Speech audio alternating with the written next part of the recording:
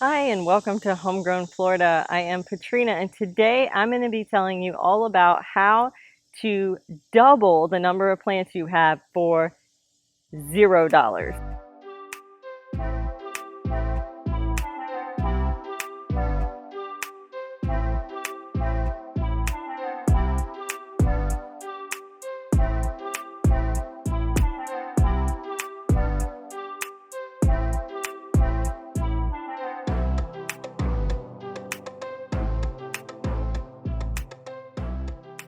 The way to double the number of plants you have is by doing something called cutting. The reason you might do this is for two purposes. One, obviously it's nice to have extra plants. For example, things like blueberries and blackberries tend to do better if they have another plant of the same species next to them. They'll produce more yield. But another reason, and the main reason why I'm doing it today, is because we do have winter and it is going to be coming very, very soon. And some of the plants in my yard, like my strawberry tree, are kind of borderline in terms of whether they can survive our winters here in Central Florida. So I do cuttings of these items because the tree is too big to cover at this point. In case I do happen to lose that tree, I still have a plant that survives in my patio or in my shed. So the two main types of cuttings that you can do is strictly a straight cutting. Take a branch and you cut it from the plant. The second one is called air layering, and this is where you actually leave the original plant intact and you build another plant while it's still attached to the original plant. I'm going to show you how to do that with my blackberries. So far I have a few plants that I have created some cuttings for. The first one, that reddish looking one, is my cranberry hibiscus. The one in the middle is a rosemary, and the one on the left is a South Sea salad tree. It's part of the hibiscus family. So today I'm going to be doing some cuttings of a couple things. One are going to be some herbs that I know are ending or coming close to the end of their lives. I'll also be doing some fruit bushes to try to increase my production by having more than one plant. So the first cutting that we're going to start with is a traditional cutting, and I'm going to be doing a cutting of my Perpetual Basil. Not sure if you could tell, but it's starting to flower at the top, which tells me it's getting towards the end of its life. And I want to take a cutting so that way I can keep this basil going and restarting. The first thing I'm going to do is I'm going to cut off these top flowers, and I'm going to go right above a leaf nodule, which is where the leaves come together. Now I'm going to take a cutting of remaining portion of the branch. You want about a 6-inch cutting. I sometimes take a little bit more, but that's about a good size.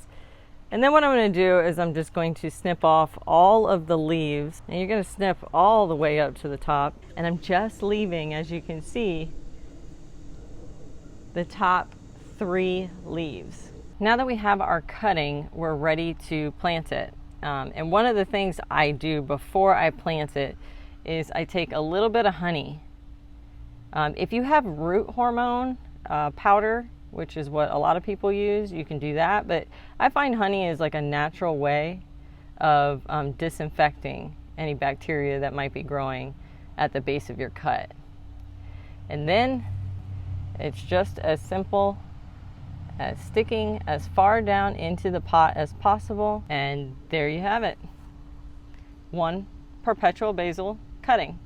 Now it does take a significant amount of time for this thing to root and to develop new leaves. At some point in time, some of the leaves might fall off and die. It might look like it's dead, but I promise you, if you just leave it alone, make sure it stays watered, and pretty much ignore it, more likely than not, probably about 75% of the time, this will create a new plant. Another type of cutting is called air layering.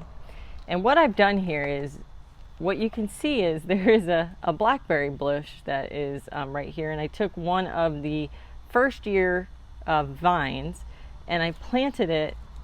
I took the edge of it, which would be similar to like what this looks like, and I clipped off all the leaves and I coiled it into the dirt and I've allowed it to still stay attached to the plant. I know for a fact that this guy has roots, and so I am going to clip him from the plant now and let him live independently. The main reason I air layered this blackberry rather than just doing a cutting, which you can do either one, is because at the time that I started this cutting, which was several months ago, I only had 2 vines on that blackberry plant. And so I knew that I wanted to create another one in case this one didn't do well. What ended up happening is the plant grew humongous, and so I probably could have air layered another couple more of the vines, but I'm just doing this really as a first try. Not all plants are good candidates for cuttings or air layering.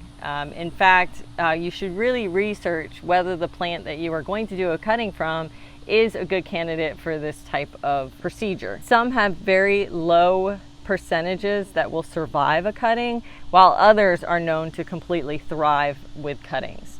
So make sure to look up the plant before you try doing a cutting on it, otherwise you might just be wasting time and cutting off precious branches from the plant. And if you're never sure about how many plants you need to feed your family, check out this video here. It is my food for a year video. It shows you exactly how many plants you would need in order to feed your family per person.